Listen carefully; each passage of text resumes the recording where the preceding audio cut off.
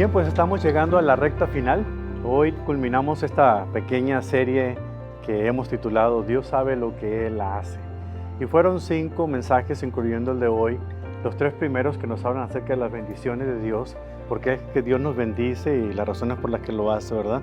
Y 2 mensajes que tienen que ver con los quebrantamientos, en cierto sentido, con los aplastamientos que mencionábamos, que son pruebas que el Señor nos pone también para llamar nuestra atención y acercarnos a Él.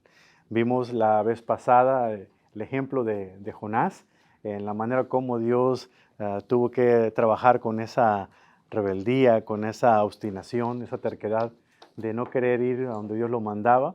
Y hoy vamos a hablar de algo muy similar, pero en otro sentido. Es acerca de cómo Dios humilla un corazón que es orgulloso, un corazón que es arrogante. Y el ejemplo bíblico que vamos a tomar es la vida del apóstol Pablo antes de que fuera Pablo, es decir, cuando su nombre era Saulo de Tarso. Y esa es parte de lo que vamos a ver en esta noche. Quiero comenzar con una frase que mencionamos en la primera sesión, en el primer estudio, que viene a ser importante para este último estudio también.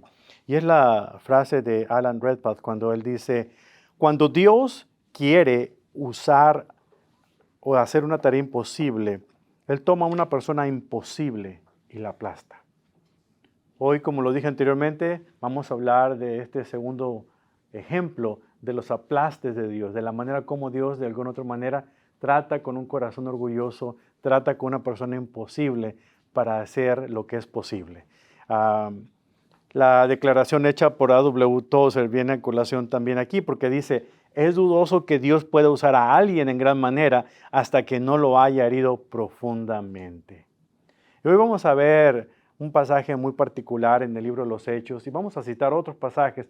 Son tantos que no vamos a colocarlos en pantalla, pero espero que ustedes me puedan seguir en su Biblia electrónica o si traen una Biblia, abrirla en esos pasajes para poder tomar nota acerca de ellos. Pero la ventaja es que en el bosquejo que ustedes tienen en su mano, ahí vienen los pasajes más importantes de los que vamos a estar hablando esta noche.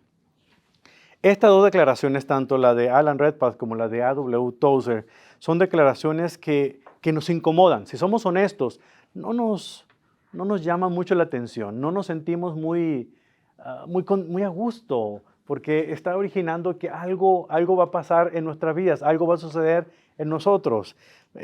Pero es importante pensar que Dios, nuestro Padre celestial, como Dios de compasión, como Dios de entendimiento, y lo es.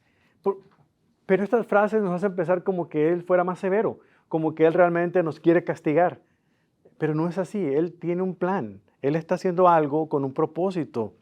Nunca dudemos de la bondad del Señor. Cuando pensamos en Dios, pensamos en términos de bondad, de amor, lleno de misericordia para aquellos que están en necesidad. Y realmente lo es, eso pasa con Dios.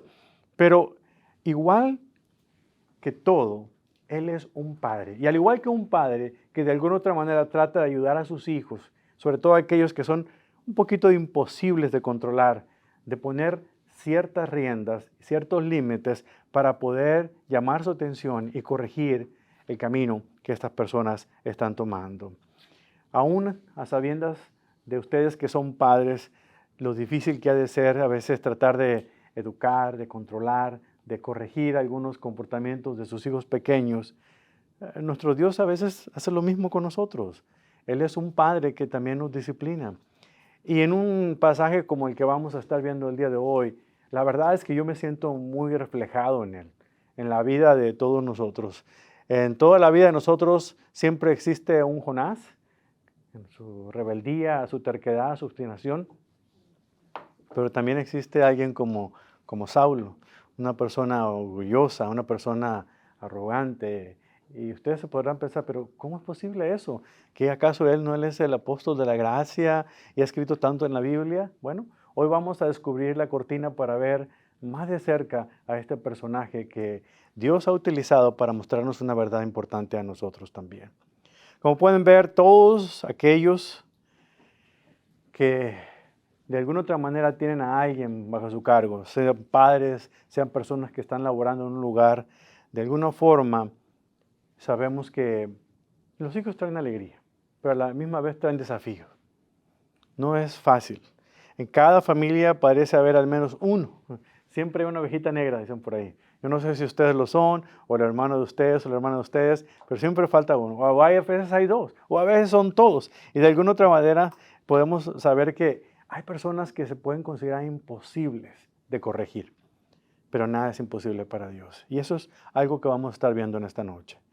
A menudo son esos imposibles, aquellas personas que de alguna otra manera nunca pensaríamos en invertir demasiado tiempo, ni gastar demasiada saliva para hablarles de las cosas de Dios, que Dios tiene un momento con ellos, que debe darnos a nosotros una oportunidad para reflexionar de que aun cuando nosotros lleguemos a cansarnos de alguien, Dios es terco, Dios no se cansa, Dios no se da por vencido a la primera. Hoy vamos a hablar acerca de alguien que nos ha puesto eso en entredicho. De hecho, les puede sorprender escuchar esto, pero algunas de las palabras más duras que se ofrecen aquí en la Biblia están reservadas para gente que es orgullosa, para gente que es arrogante. Por ejemplo, déjenme citar un par de pasajes para ustedes. Proverbios 16:5 en la Biblia de las Américas dice: abominación al Señor es todo el que es altivo de corazón, ciertamente no quedará sin castigo. Luego al final del pasaje en Isaías 13, en el versículo 11, la Nueva Traducción Viviente dice: aplastaré la arrogancia de los soberbios y humillaré el orgullo de los poderosos. Humillaré el orgullo de los poderosos.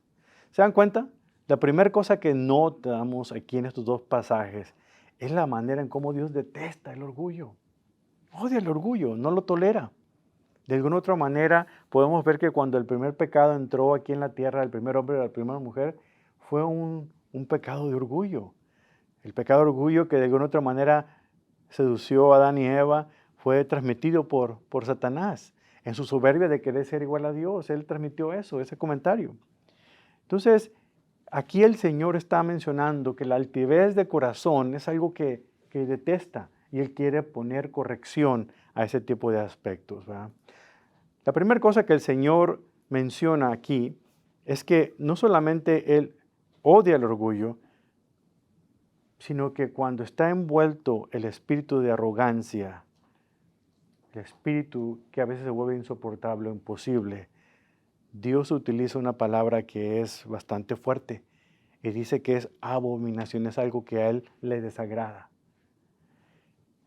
La idea que vamos a ver en esta ocasión para este pasaje en particular es la siguiente: Dios, en su gracia soberana, humilla y transforma los corazones más orgullosos, guiándolos y restaurándolos para cumplir sus propósitos redentores y gloriosos.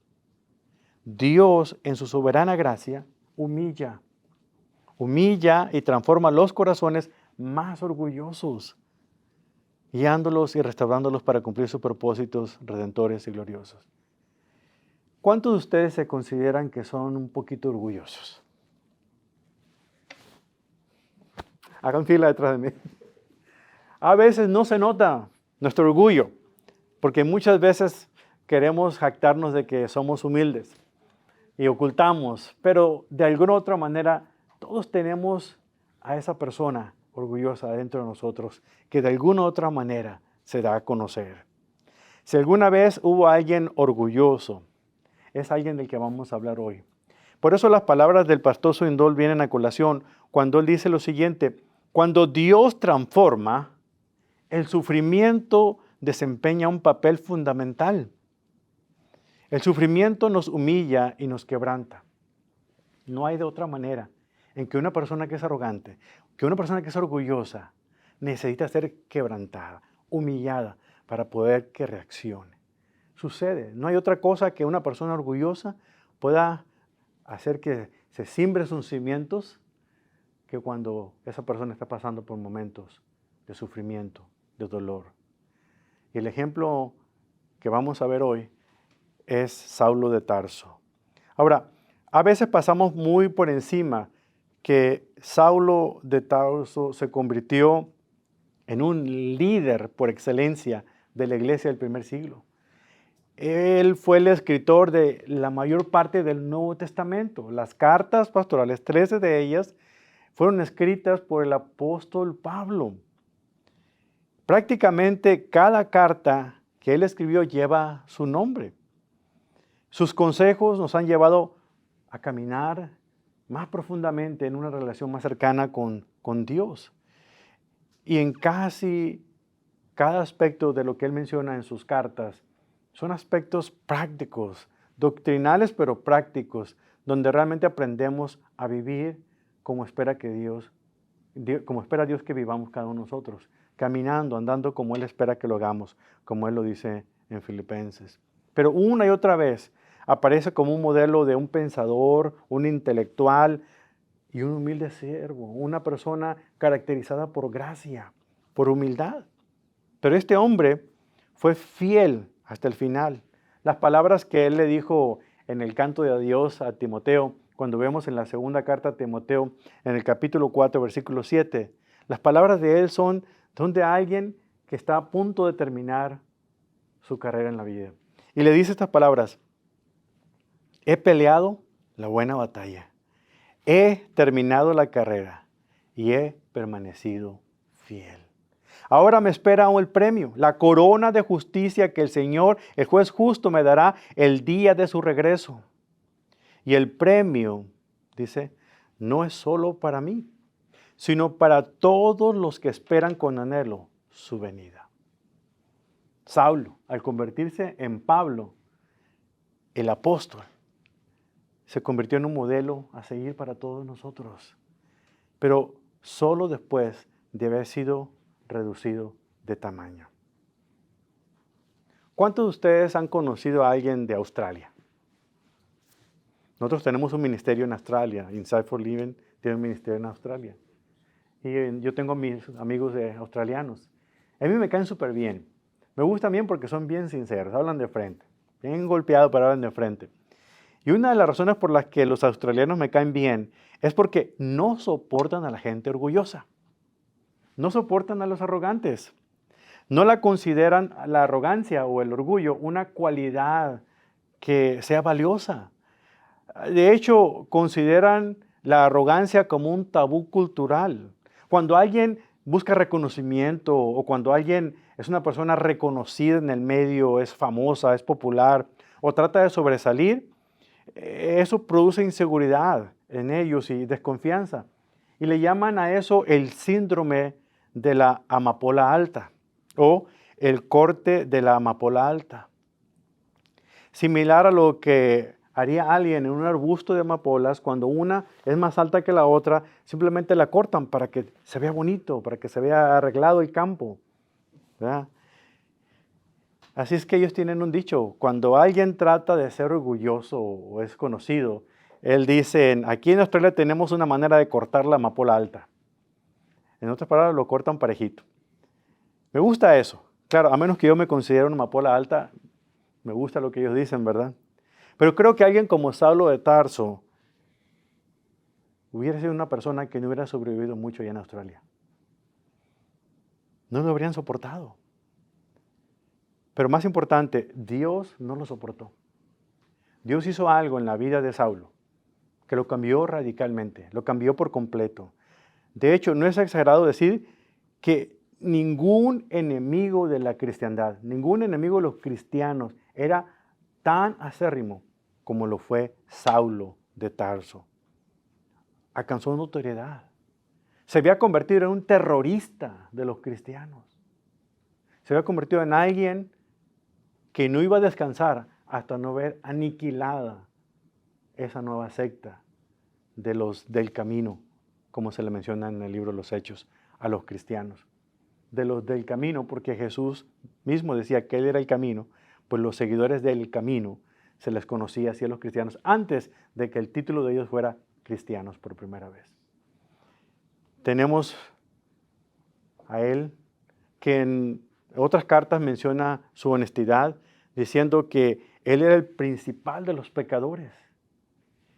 Tenemos la tendencia a tomar esto a la ligera y a veces tenemos la tendencia a no poner atención y pensar que esas palabras que le está diciendo solamente son en sentido figurado. ¿Cómo va a ser el peor de los criminales o el peor de los pecadores o el peor de los seres humanos?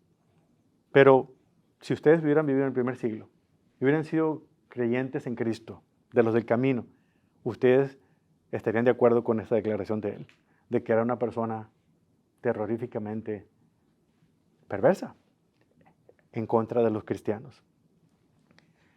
Si no me lo creen, hay pasajes en las Escrituras que revelan esta verdad acerca del apóstol Pablo.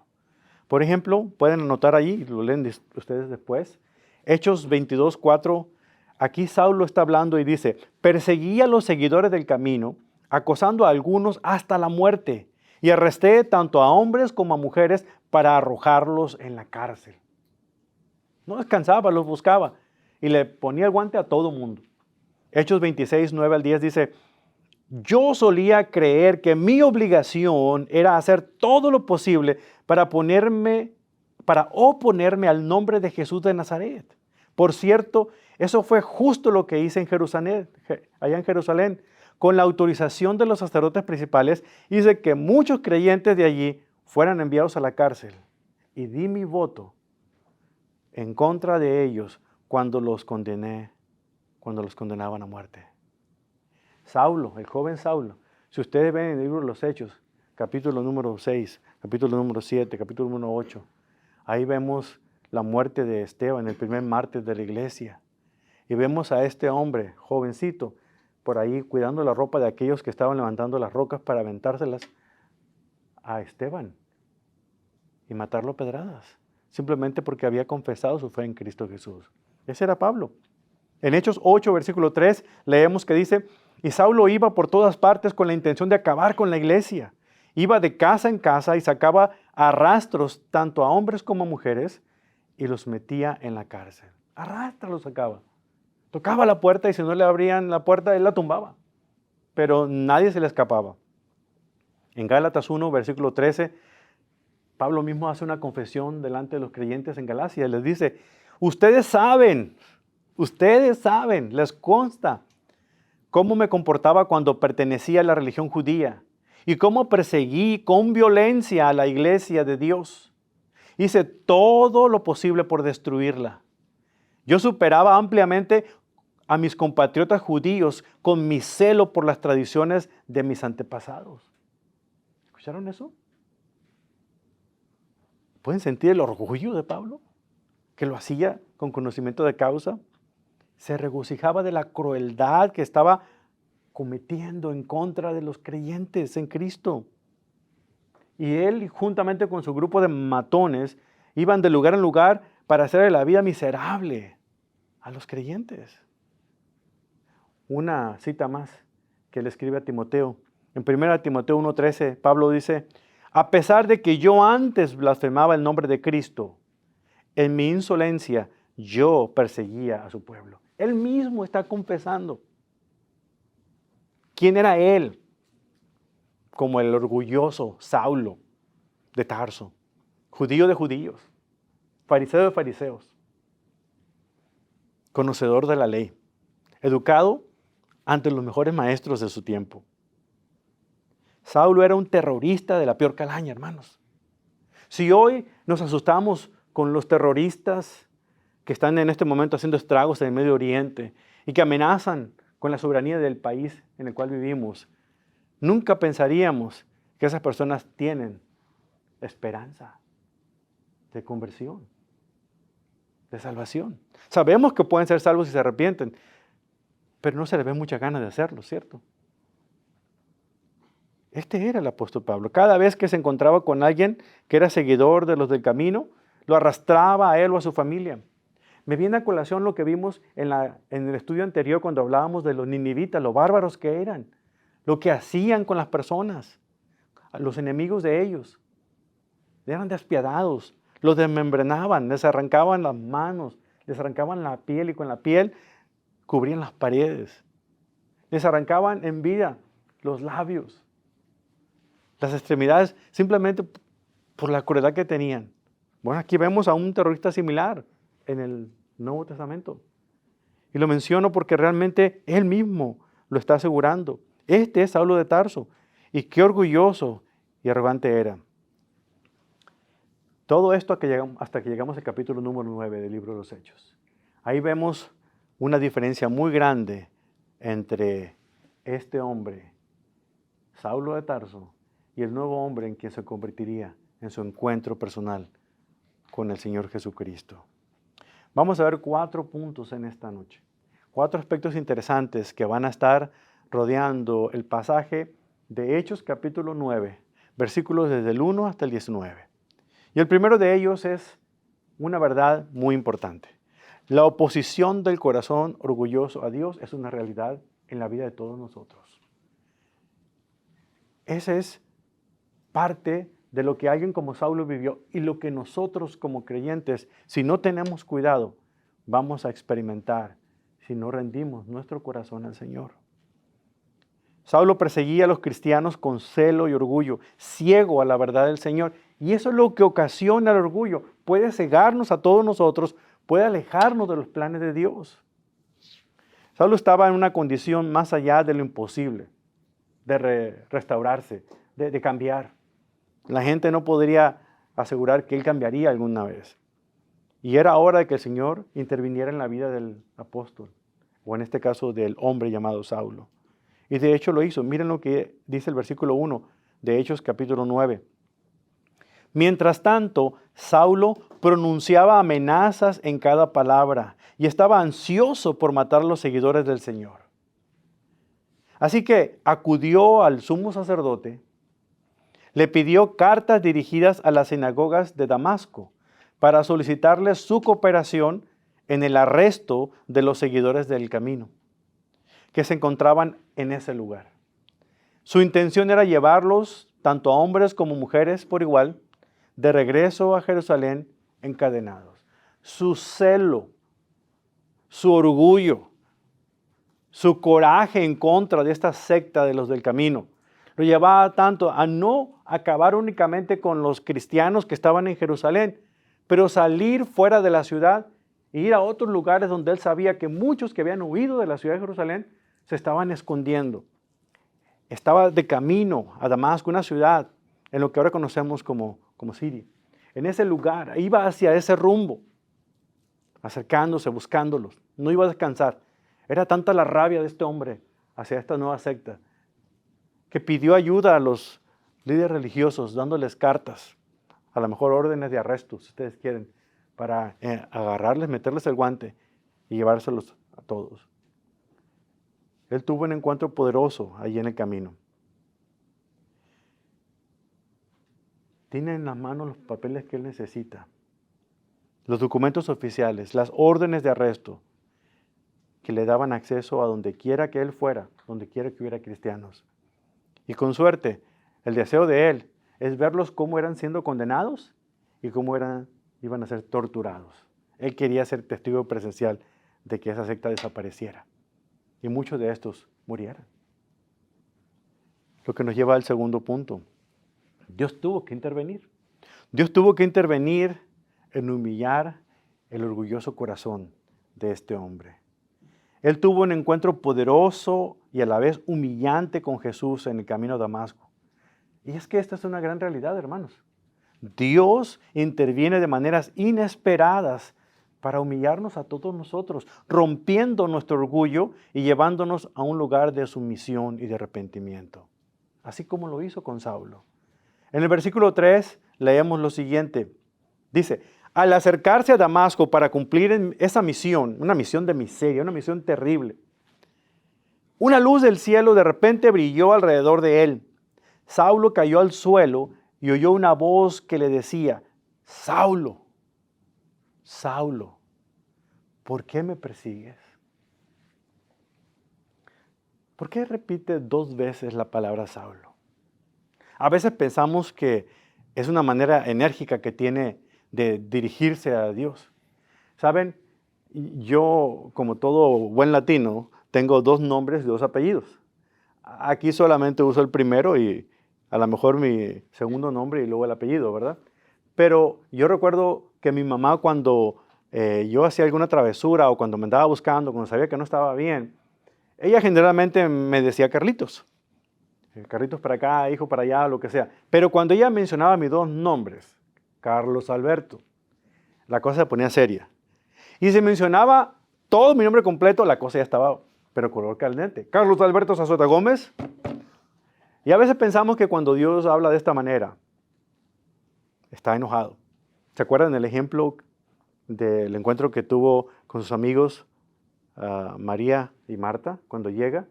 Y que Marta estaba muy ocupada y de repente confronta a Jesús porque María está sentada y no le está ayudando en la cocina. ¿Cómo responde el Señor? 2 veces le dice, Marta, Marta.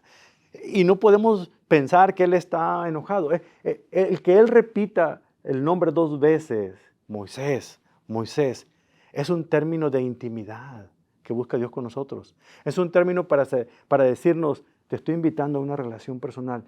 Quiero que intimemos. Saulo, Saulo, mi buen amigo Saulo. Y luego le hace este comentario, una pregunta, ¿por qué me persigues? Voy a hacer una pausa porque me gusta a veces que nos pongamos en las sandalias de Saulo por un momento. Saulo era el cazador que terminó casado. Era el perseguidor que terminó convirtiéndose en un predicador. Aquí vemos a este hombre en un encuentro personal con Cristo que su vida fue transformada. Pero me gusta que observemos en el texto y no asumamos, porque muchas veces nosotros le añadimos al texto porque alguien de alguna otra manera hace afiguraciones. ¿Dónde dice la Biblia que Pablo se cayó de un caballo? Ustedes creen que, siempre han pensado, ¿verdad? Que cuando tuvo el encuentro con Cristo y Dios le habló, a lo mejor el caballo relinchó y él se cayó del caballo, ¿verdad? Pero no hay ningún pasaje en la Biblia que diga que él se cayó de un caballo. Lo decimos porque las pinturas de Caravaggio, por ejemplo, lo han pintado de esa manera. No sabíamos si iba a caballo. Estaba lejos, a lo mejor sí. Pero acuérdense que era un judío celoso. Era un judío celoso de su religión. Y 3 veces al día los judíos tomaban un espacio de tiempo para orar a Dios. Y aquí claramente vemos en este pasaje, en Hechos 22, 6 al 7, en Hechos 26, 12 al 14, que él se dirigía a Damasco para cumplir esa misión respaldada por la autoridad y el encargo de los sacerdotes cerca del mediodía. Era casi el mediodía. Es decir, Pablo estaba tal vez de pie, tomando un pequeño break, un pequeño descanso, para hacer la oración. A lo mejor Pablo iba en caballo, o iba en carruaje, o qué sé yo. Lo cierto es que cuando él tuvo este encuentro y escuchó esa voz, lo que hace que se caiga es a un Pablo humillado, cayendo de rodillas, ante una voz que repite su nombre, no una, sino 2 veces, en intimidad. Él no sabía quién le estaba hablando, pero la voz sí sabía quién era él. Se dirigió a él por nombre. Saulo. Saulo. Así que ya sea que Pablo haya estado en caballo o en carruaje o lo que sea, él es derribado al suelo y la luz es tan cegadora que él pierde la vista por algunos días. Y la voz comenzó a llamarle. Solamente escuchó una voz y esa voz pronunciaba su nombre. Este orgulloso y arrogante terrorista, por la causa de Cristo, literalmente cayó de rodillas ante esa voz. Es el comienzo del aplastamiento de Saulo. Es el comienzo del quebrantamiento de este hombre orgulloso. Hasta ahora, Saulo estaba a cargo. Él tomaba decisiones. Él sabía dónde ir. Él fue el que tomó la iniciativa para ir a Damasco a acabar con la secta de los judíos, de cristianos que estuviera por allá. Pidió a las autoridades religiosas, denme cartas para que me dejen entrar en las sinagogas y los saque de ahí. Porque aún en otros lugares los creyentes iban a la sinagoga, aunque ellos adoraran a Cristo, se les permitía pues en ese lugar hacerlo también. Pero él iba a buscarlos. Pablo, orgulloso, judío, de cepa, fariseo de fariseos, estudiante bajo un gran hombre conocido en la época como Gamaliel. Sentado a los pies de Gamaliel significaba que él estaba ahí para aprender de el mejor de los maestros de su tiempo. Una mente brillante en el primer siglo. En todo lo que tiene que ver con la teología judaica, Pablo era el número 1, fariseo de fariseos. Y ahora lo vemos aquí derribado al suelo mientras comienza su humillación. Dios nunca se queda sin manera de derribarnos cuando somos altaneros y orgullosos. Él siempre busca quebrantarnos para que podamos nosotros reconocer quién verdaderamente está a cargo de nuestras vidas. Versículo 4, Saulo. Esta voz le conocía. Él no. Vean el versículo 5, dice, ¿quién eres, Señor? Y si en sus Biblias aparece la palabra Señor, está con minúscula, no necesariamente con mayúscula. Pablo todavía no se convertía en Cristo. Pablo no tenía una relación con Cristo, en este caso Saulo. Está utilizando una palabra honorable, una palabra de respeto hacia alguien que uno conoce, como acostumbramos a decir nosotros. A lo mejor en Colombia solían decir su merced, o a lo mejor en México solíamos decir Señor, ¿verdad? En inglés hay bastantes palabras que nos diferencian. No es Lord, a lo mejor es Sir o Mister, pero no Lord en este aspecto. Una pequeña clase de inglés para ustedes. ¿Eh? Pablo aquí está, aunque la palabra en griego es curios, se estaba refiriendo a alguien de una otra manera que denotaba cortesía o respeto a alguien que él no conocía. Es como en México decimos don o doña, ¿verdad? De una otra manera no familiar. Así que los sabuesos del cielo, como dice una poesía de Thompson, alcanzaron a Pablo y lo rodearon y aquí está humillado. Y el Señor está conversando con él, aclarando que ya no dependía de Saulo las cosas, ya no tenía él el control, ahora él está en control. Dios está a cargo. Permítame detenerme aquí un momentito, decirles a ustedes algo. Cuando conocemos a personas que están fuera del alcance de nosotros, personas que pudieran considerar imposibles de regenerarse, yo les invito a que piensen en un estudio como el que estamos viendo esta noche. Que no hay nadie que se resista a Dios.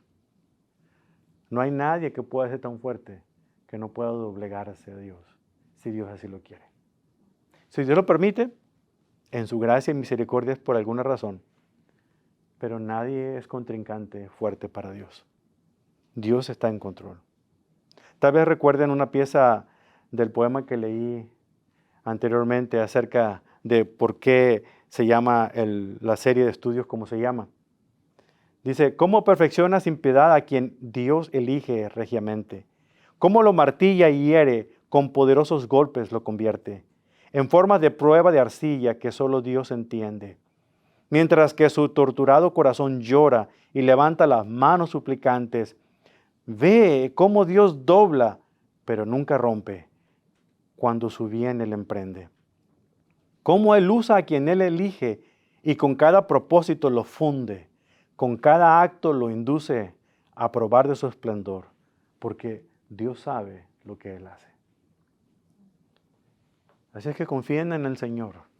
Aún esa persona, ya sea que sea un hijo o un padre, un hermano, un buen amigo, un familiar lejano, no está caminando con el Señor, encomiéndenselo a Él. Nadie, escuchen bien, nadie está fuera del alcance de Dios. Nadie está fuera del alcance del GPS de Dios. Si Dios quiere, y Dios tiene los ojos puestos en alguien, créanme, Él va a hacer lo que tenga que hacer para quebrantar ese corazón y traerlo de vuelta hacia Él. A veces yo trato de consolar a muchos padres que tienen hijos rebeldes o imposibles, recordándoles la historia de Saulo, de que si una persona como él tuvo esperanza, también nuestros seres queridos, nuestros amigos tienen esperanza. No vayamos tan lejos. Yo soy un ejemplo de eso. Un ejemplo que aun cuando crecí religioso, no necesariamente era un conocedor de Cristo. Practicaba la religiosidad, pero no vivía mi fe en Cristo. Hasta el encuentro que tuve con el Señor. La historia de Pablo es tan solo una historia en medio de todo un libro. Esta historia es una página dentro de las Sagradas Escrituras. Así que tengan ánimo. Dios puede encontrar y quebrantar a cualquier Saulo que se encuentre en el camino. Saulo ya no estaba a cargo, era Dios el que estaba a cargo. El Señor le da instrucciones a Saulo, versículo número 6 del capítulo 9. Dice, ahora levántate, entra en la ciudad y se te dirá lo que debes hacer. Saulo ya no estaba a cargo, era Dios el que estaba a cargo. Le estaba diciendo, levántate, se te va a decir lo que tienes que hacer. Él, que iba donde él quería, que hacía lo que él quería, ahora estaba recibiendo instrucciones. ¿Por qué?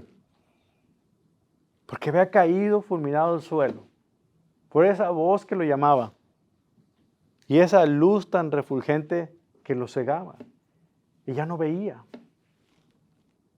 El proceso de humillación y transformación que Saulo comenzó a surgir fue necesario para doblegar a ese corazón, para quebrantar y humillar ese corazón orgulloso. Saulo quedó ciego y dependiente de otros. Y esto simboliza la necesidad y la guía de Dios. La humillación puede ser dolorosa para nosotros, hermanos, pero es necesaria para que podamos nosotros sufrir una transformación. Recuerden, si no hay humillación, entonces no hay humildad. Si queremos ser humildes y caminar en humildad delante del Señor, vamos a tener que pasar por momentos de humillación. Y esos momentos de humillación son dolorosos, fuertes, difíciles. Pero son los momentos que más nos van a enseñar a aprender a depender de Él. En el versículo 7 leemos que los hombres que estaban con Saulo se quedaron mudos. Ellos oían el sonido de una voz, pero no entendían lo que la voz decía. No veían a nadie. Ellos también cayeron de rodillas, aun cuando ellos no tuvieron ese encuentro con esa voz. Ven a este hombre, a Saulo, en el suelo, pero no saben de qué se trata, eso tampoco. Sin embargo, Saulo no iba a entrar en la ciudad de Damasco como era su deseo. Al menos no iba a entrar con vista, no iba a entrar con su propia fuerza. En el versículo 8 leemos que Saulo se levanta del suelo, pero cuando abrió los ojos estaba ciego. Entonces sus acompañantes lo llevaron de la mano hasta Damasco. Permaneció allí, ciego durante 3 días, sin comer ni beber. ¿Se dan cuenta del aplastamiento aquí del apóstol Pablo, en este caso de Saulo? El aplastamiento continúa. Ahora no solo está comenzando a ser humillado, está indefenso, no ve. ¿Qué condición más difícil para una persona orgullosa, autosuficiente? El que tenga que depender de alguien. Mire, mi madre fue una mujer increíblemente fuerte. Quedó viuda cuando yo apenas iba a cumplir 4 años de edad. Y yo soy el menor de 6. Nunca se volvió a casar y sola fue padre y madre de todos nosotros, nos sacó adelante. Es una mujer muy autosuficiente. Es una mujer de fe, de fuerza, pero muy autosuficiente. Su firma valía. Su crédito contaba. Y ella nos formó a todos. En los últimos años que yo pasé con ella, antes de que ella partiera con el Señor, ella cayó enferma de la enfermedad de Parkinson. Y fue increíble ver el cambio y el contraste de aquella mujer autosuficiente, fuerte, que ella decía y tomaba decisiones para todos nosotros, verla cómo comenzaba a depender de cada uno de nosotros. Especialmente de mí, que yo era el menor y vivía con ella. A tal grado de que ella era la que tomaba las decisiones y ahora uno las tomaba por ella. Uno la tenía que mover de lugar a otro. O ir a donde no quisiera ir, pero no le quedaba otra porque no podía hablar. Me pongo a pensar en este aspecto en la escena de Saulo. Él era autosuficiente, él era orgulloso, pero en este momento estaba indefenso. Tenían que llevarlo de la mano. Tenían que guiarlo. A.W. Tozer, sus palabras cobran un sentido muy especial. Es dudoso que Dios pueda usar a alguien en gran manera hasta que no lo haya herido profundamente. Yo no sé si este autor estaba pensando en Saulo de Tarso, pero creo que así como él está pensando en algunos personajes, no solamente de la Escritura, pero de la vida real, de nuestros tiempos, que realmente han tenido que pasar por el martillo de la humillación, para poder ser quebrantados y ser útiles en las manos de nuestro Hacedor. Eso no es cruel, aunque nos parezca cruel, es necesario. El Padre sabio, que sabe qué es lo que Él está haciendo, considera que llega un momento en el cual necesita quebrantar un corazón orgulloso para poder que sea útil en sus manos, un instrumento en sus manos. Solo Dios sabe lo que Él hace y por qué lo hace. Y punto final, es por la gracia. La gracia y la restauración de Dios a través de este momento de sufrimiento.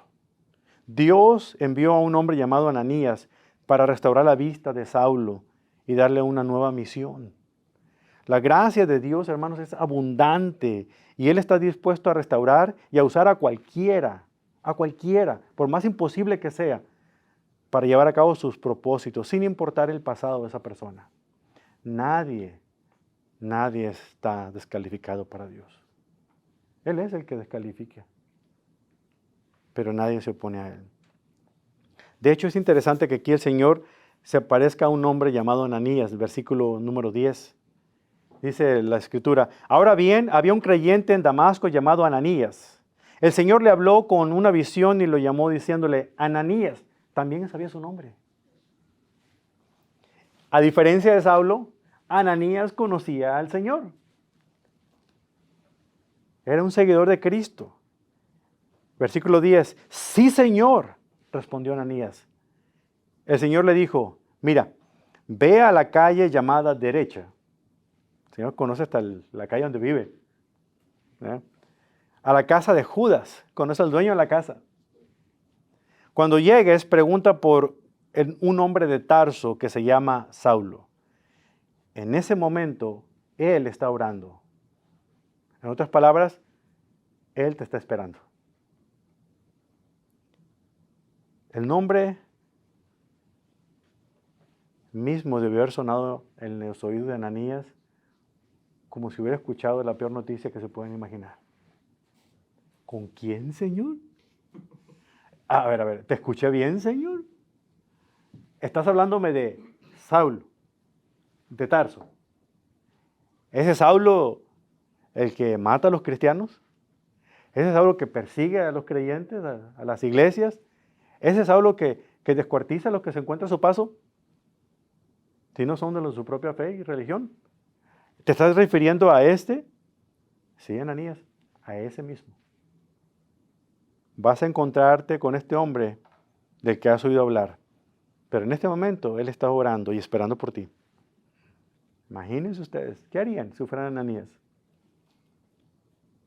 Dice el Señor en el versículo 12, le he mostrado en una visión a un hombre llamado Ananías, o sea, tú, para que entre e imponga las manos sobre él, para que él pueda recobrar la vista. Así que en otro sentido, Ananías, Saulo te está esperando.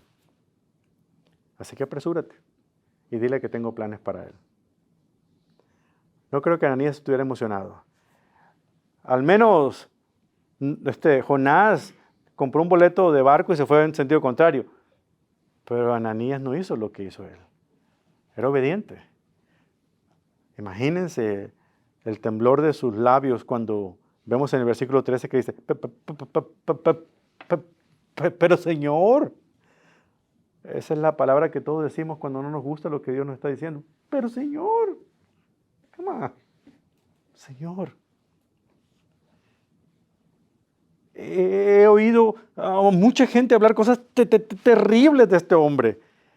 Lo que este hombre les ha hecho a los creyentes de Jerusalén. Además, tiene la autorización de los sacerdotes principales para arrestar a todos los que invocan tu nombre, Señor. Y yo soy uno de ellos. ¿Cómo me estás pidiendo que vaya a hablar con ese hombre? Miren lo que dice el Señor, versículo 15.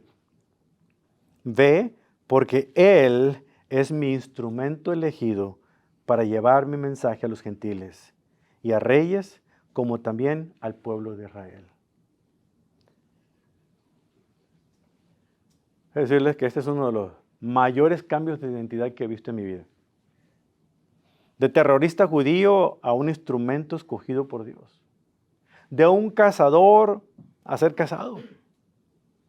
De un perseguidor de la iglesia a ser predicador de la iglesia. ¿Cómo puede ser eso? Es por la pura gracia y misericordia de Dios. Porque Dios está en proceso de cortar esa amapola alta y nivelarla. Y recuerden, delante de la cruz, todos nosotros estamos al mismo tamaño. Estamos al mismo nivel. Somos pecadores necesitados de un Salvador. Dios está poniendo a este hombre de rodillas. En el versículo 16 leemos, y le voy a mostrar cuánto debe sufrir por mi nombre. A partir de ese momento, esto se convirtió en el modus operandi del apóstol Pablo, de Saulo. A partir de ese instante, de aquí en adelante, Saulo, que ahora se convertiría en Pablo, iba a ser un compañero constante del sufrimiento y del dolor. Un hombre de dificultades, un hombre que fue constantemente quebrantado. No solamente antes, pero sobre todo después de tener su encuentro con Cristo. Así que si alguien te dijo alguna vez que deberías convertirte en cristiano para que tus problemas se acaben, te ha dicho mentiras. Te vas a hacer más consciente de los problemas que vas a tener. Y vas a decir que tal vez mi vida anterior era mejor que esta. Pero no te engañes. La diferencia es que ahora estás más consciente de los problemas.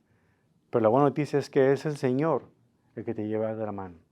Te lleva guiando en medio de los problemas. ¿Cuánto sufrimiento debió soportar Pablo? ¿Por qué? Porque por naturaleza él era orgulloso y arrogante. Y el Señor tiene una manera de derribar a aquellos que son así. Así es que aquellos que levantamos la mano, es muy interesante este mensaje para nosotros, ¿verdad? Ojalá que aprendamos la lección. En el versículo 17 hasta el 19 leemos lo siguiente. Así que Ananías fue obediente y encontró a Saulo. Puso sus manos sobre él y le dijo, hermano Saulo,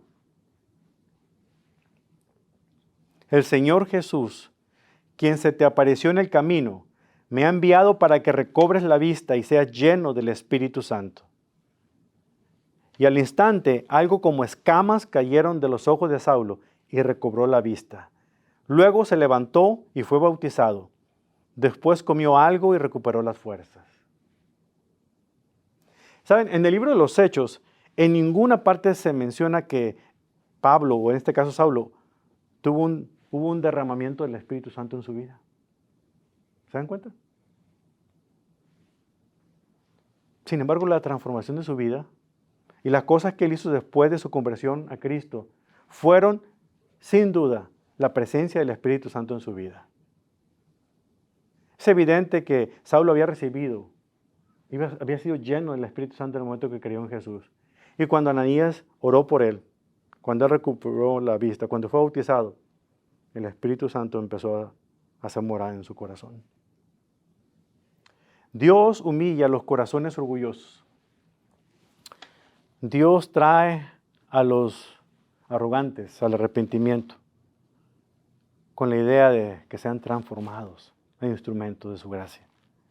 Esta historia de Saulo nos muestra a nosotros una gran realidad, que después de quebrantar nuestro orgullo, Dios guía y restaura a aquellos que han sido humillados, cumpliendo así sus propósitos redentores. ¿Saben? Saulo de Tarso, transformado en el apóstol Pablo, se convirtió en instrumento vital para la expansión de la iglesia, para la difusión del evangelio, la buena noticia de salvación a lo largo y ancho de todo el mundo conocido en aquel tiempo, demostrando que nadie, absolutamente nadie, está fuera del alcance de Dios. A veces pensamos que hay personas que no tienen lucha, que no tienen capacidad de cambio. Cuando estemos en la presencia del Señor, nos vamos a sorprender de quién nos encontramos allá. Y vamos a ver a estas personas y diríamos, nunca me imaginé que te fuera a encontrar aquí en el cielo. Lo más interesante es que ellos también se van a sorprender por nosotros, de vernos allá. Es que nadie está fuera del alcance del Señor. Así que a partir de esta increíble historia vamos a extraer 5 principios que es importante que nosotros tengamos y pongamos por práctica en nuestras vidas. Estar conscientes de esto. La primera tiene que ver con la intervención inesperada. Escuchen muy bien. Cuando Dios interviene, a menudo es de manera inesperada, repentina y severa. Recuerden las palabras. Piensen en la vida de este hombre llamado Saulo. Sin previo aviso, repentino, pero severo, Saulo tuvo un encuentro con su Señor, con el Cristo resucitado. Y este encuentro despertó en él una nueva visión a la vida. Lo preparó para una nueva misión. Si antes era una misión de miseria, de acabar con la iglesia, ahora era una misión de rescate, de buscar a aquellos que están perdidos para acercarlos a Cristo. Él tenía los documentos que probaban. Él tenía todo el derecho de arrastrar a quien él quisiera, de echarlo a la cárcel, de destruirlo. Así que debemos tener ánimo en pensar que no hay nadie que esté fuera del alcance de nuestro Dios soberano. En segundo lugar, hay que eliminar el orgullo. Eso nos corresponde a nosotros hacer. Cuando comienzan los golpes aplastantes de Dios, todo orgullo es eliminado, toda arrogancia llega a su fin y es la humildad la que empieza a surgir. Una de las señales de la humildad temprana de Saulo es cuando alguien le da la mano. A él que era autosuficiente, alguien le tiene que dar la mano para que lo guíe, porque él no puede ver. Guíame, ayúdame. Nunca olvido una historia que contó el pastor Chuck Swindoll en una ocasión, cuando él y su esposa Cynthia habían estado coincidiendo en una conferencia, cena conferencia, y se sentaron a la mesa de otra de las conferencistas. Ustedes han escuchado hablar de Joni Eareckson Tada, una mujer tremenda, temerosa del Señor. En un accidente que tuvo ella en un lago, quedó cuadripléjica. Es decir, solamente podía mover los labios, pero nada del cuello hacia abajo. Estaban sentados a la mesa, iban a cenar, y la asistente personal de Joni Eareckson Tada recibió una llamada telefónica y tuvo que levantarse de la mesa para contestarla. Era una emergencia. Ya estaban a punto de comer. Y nunca voy a olvidar lo que el pastor comentó de su experiencia. Estaban sentados y él estaba a punto de empezar a comer y habían orado por los alimentos. Y Joni Eareckson Tada voltea a ver al pastor Swindoll y le dice estas palabras: Pastor Chuck, ¿podría usted darme de comer en la boca?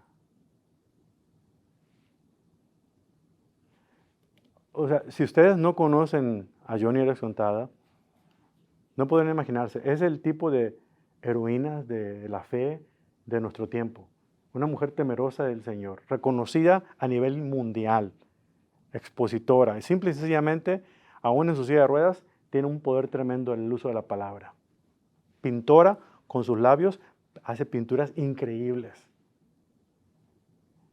El ministerio más grande mundial que provee de sillas de ruedas para niños discapacitados es el ministerio de Joni y amigos, Joni and Friends.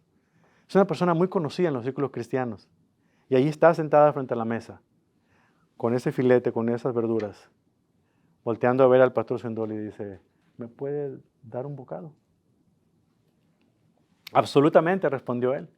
Y ayudándolo con su plato, cortó un pedazo de carne y se lo comenzó a dar en su boca.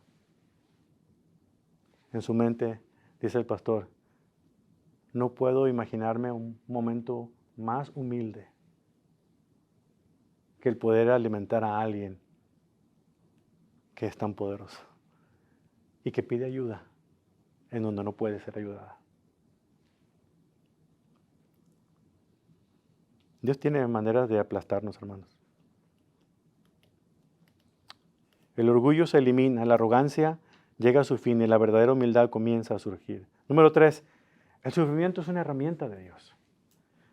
Cuando Dios transforma, el sufrimiento desempeña un papel importante en nuestras vidas. Pablo está comenzando una vida de sufrimiento. El sufrimiento nos humilla a todos. Cuando estamos en dolor, eso nos quebranta. Eso nos descompone. Eso nos hace pensar que no se trata de nosotros, que se trata de Dios. Dios tiene un momento muy interesante para nivelarlo. Dice C.S. Lewis, un escritor maravilloso de las Crónicas de Narnia. Dice que Dios nos susurra en nuestros problemas, pero nos grita a nuestro dolor. Dice que el sufrimiento, el dolor, es el megáfono de Dios para despertar a un mundo sordo. Ese momento de sufrimiento, donde más atentos estamos para escuchar esa voz. Piénsalo en su propia vida. Esos momentos de quebrantamiento es donde se han vuelto más sensibles. Tienen dos maneras: volverse orgullosos y enojarse con Dios y levantar el puño acusador, o humillarse y decir, Señor, tú sabes lo que tú haces. Como dijo María, he aquí la sierva del Señor, hágase conmigo conforme a tu voluntad. Pero eso cuesta. Y número 4, la humildad es persistente. Cuando el plan de Dios para el futuro toma forma, la humildad permanece en su lugar. Personas a quienes yo admiro, no tengo muchos mentores en mi vida, pero tengo unos cuantos. Y una de las cosas que caracteriza a esas personas a quienes yo procuro como mentores, que ellos no saben primeramente que son mis mentores. Yo les digo mentores. Una característica de ellos son personas humildes. No solamente dicen que son humildes, sino viven en humildad. ¿Y saben cómo sé eso? Porque cada vez que yo tengo una pregunta o que les hago un comentario, la respuesta es, ay Carlos, si tú supieras las que yo he pasado, si tú supieras lo que he vivido, y me empiezan a contar su historia, me puedo dar cuenta de que son gente de carne y hueso como yo, aun cuando sean reconocidos, autores de libros y oradores internacionales. Es increíble poder estar al lado de personas que son humildes, no arrogantes, aquellos que buscan el mejor lugar o que usan el boleto de primera clase para dignarse ir a hablar a tu conferencia. Es personas que buscan cualquier ocasión para hacerte sentir que tú eres la persona más importante de sus vidas, aun cuando tú sabes que ellos son personas de gran renombre. Esa es la gente que ha sufrido, es la gente que sabe estar en el lugar que le corresponde. Son gentes que han obedecido lo que vemos que dijo Miqueas, capítulo 6, versículo 8. El deseo de Dios para nosotros. Mira, hombre, lo que Dios pide de ti. Que seas misericordioso, que ames la justicia y que camines humildemente delante de Él. Humildad. Número 5 y último. La gloria le corresponde al Señor. Cuando Dios ha terminado con su instrumento, Dios es quien recibe la gloria. Un día Saulo desaparecería de la escena. La gente se olvidaría de quién era Saulo de Tarso. Y luego otra generación vendría y no entendería nada acerca de lo que él continuaba haciendo. Es la razón por la que en varios pasajes del Nuevo Testamento vemos que Pablo una y otra vez cuando visitaba iglesias hablaba de su testimonio, hablaba de su vida anterior, diciéndole todo aquello que yo consideraba ganancia es pérdida por la causa de Cristo. Yo era el mejor de los mejores, pero todo ese orgullo ha quedado en el olvido. Ahora yo simplemente soy un siervo, soy el primero de todos los pecadores, principal de todos los pecadores. Que Dios tuvo misericordia de mí. Las cartas del Nuevo Testamento, esas 13 cartas, una tras otra, están escritas por un hombre que había sido un terrorista, pero debido a la trituración de Dios, al quebrantamiento de Dios, su vida fue completamente transformada. Santiago, el medio hermano de Jesús, dice, alégrense cuando vengan las pruebas. ¿Qué son esas pruebas, esos momentos difíciles, esos momentos de aplastamiento, lo que van a sensibilizar sus corazones para que escuchen la voz del Señor, que nos llama a cada uno de nosotros por nombre? Que repite y dice, Carlos, Carlos, Silvia, Silvia. De alguna otra manera, Marta, Marta. Ese es el Dios en quien hemos creído. ¿Qué podemos hacer como respuesta a este mensaje? Hay 4 aspectos. Un reto. Primero, hay que examinar nuestro corazón. Vamos a reflexionar en las áreas donde está nuestra vida, donde el orgullo ha hecho mella, donde el orgullo ha puesto su lugar de honor. Se ha sentado en la silla de nuestro corazón y nos está impidiendo ver la verdad y el amor de Dios. Trabajemos con Él. Número 2, Abran su vida a la intervención divina. En cualquier momento Dios puede enviar alguna circunstancia que no necesariamente va a ser agradable, pero una circunstancia difícil que va a permitir que nos sensibilicemos, estemos dispuestos a ser humillados, guiados por Dios, a ser cortados como la amapola que ha crecido bastante. El quebrante del orgullo es necesario en nuestra vida. Número 3, confiemos en el proceso de Dios. Dios no se equivoca, Dios sabe lo que Él hace. Aceptar la humillación y el sufrimiento puede ser necesario en el proceso de transformación y crecimiento espiritual. Y finalmente, busquemos esa restauración de vida. Procuremos, confiemos en la gracia de Dios para restaurar y redimir nuestra vida, sin importar nuestro pasado. Fue Agustín de Hipona quien dijo que la conversión de Saulo de Tarso fue así, fue la captura violenta de una voluntad rebelde. Eso lo resume. Así que si enfrentamos una situación imposible, es importante no intervenir, ni por tu vida, ni la de los tuyos. A lo mejor un ser querido está pasando momentos difíciles. Ora, apóyala hasta donde sea necesario. Pero a veces el sufrimiento de esa persona es necesario para que esa persona pueda tener ese encuentro personal con el Señor. Oremos para que el Señor le muestre su gracia. Así como el Padre, el Hijo pródigo, estemos listos para amar y recibir a aquellos que nos piden consejo, que nos piden ayuda, que nos extienden la mano para que los levantemos. No los arrastremos, esperemos, oremos y estemos listos para tomar su mano cuando digan, ayúdame, no puedo solo.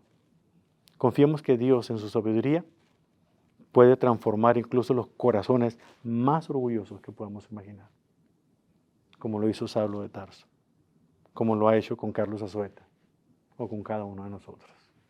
Dios sabe lo que Él hace. Vamos a orar. Gracias, bendito Padre Celestial, por su palabra, que sabemos que jamás vuelve usted vacía. Gracias por ayudarnos a comprender, a descubrir verdades profundas que quizá habíamos escuchado o tal vez escuchemos por primera vez en la explicación de esta historia tan contundente, tan realista, tan fuerte, sin embargo tan necesaria. Una historia de transformación de alguien considerado el peor de los terroristas, a convertirse en un instrumento elegido para llevar el Evangelio hasta lo último de la tierra. Sabemos que usted tiene maneras severas, pero certeras, útiles, y eso nos debe dar esperanza de saber que usted no se rinde con ninguno de nosotros, ni con aquellos que usted ha llamado para sí. Danos pues esperanza para seguir confiando, Señor, que usted seguirá utilizando el martillo y el cincel para ir arrancando esa escoria en nuestras vidas, esos restos de orgullo, de autosuficiencia, de arrogancia que todavía seguimos teniendo y que de repente asoman su rostro terrible en nuestras vidas. La manera como reaccionamos cuando se invade nuestra privacidad, cuando se invade nuestra autosuficiencia, cuando alguien recibe crédito que nosotros merecemos, cuando alguien recibe reconocimiento que nosotros anhelamos, cuando alguien más tal parece que todo le va bien cuando parece que a mí me va mal, cuando otros reciben lo que yo tanto anhelo y mis manos siguen vacías. Ayúdeme a recordar, Señor, que usted no se ha dado por vencido, que usted no ha cruzado de brazos, que usted sigue obrando en nuestras vidas y a nuestro alrededor. Que usted está esperando que nosotros nos rindamos y podamos extender nuestras manos suplicantes para que la mano de su Hijo Jesucristo nos levante y nos guíe y nos transforme. Padre, a nosotros que hemos disfrutado de una relación con su Hijo Jesucristo, queremos pedirle, Señor, que nos recuerde, Padre, que usted no se rinde. Para aquellos que no conocen de su Hijo Jesucristo, denos esperanza y más deseo de orar para que ellos también tengan ese encuentro de Damasco. ese recorrido, ese camino, esa experiencia única de quebrantamiento, y sus corazones orgullosos puedan ser de carne y sensibles, humillados y humildes, para que usted pueda transformarlos.